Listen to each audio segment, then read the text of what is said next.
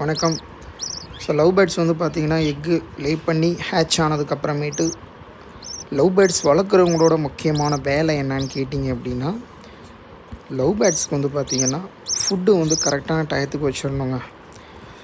So பேபிக்கு வந்து பார்த்திங்கன்னா மேக்ஸிமம் தினை மட்டுமே போதுமானது. மற்ற எந்த எக்ஸ்ட்ரா ஃபுட்ஸ் எதுவுமே வைக்க வேணாம். ஏன்னா வந்து தினை தான் வந்து பார்த்திங்கன்னா சிக்குக்கு வந்து செரிமானத்துக்கு அது ரொம்ப ஹெல்ப்ஃபுல்லாக இருக்கும். மற்றபடி நீங்கள் கொத்தமல்லி எல்லாம் கொடுக்குறது நல்லது தான்.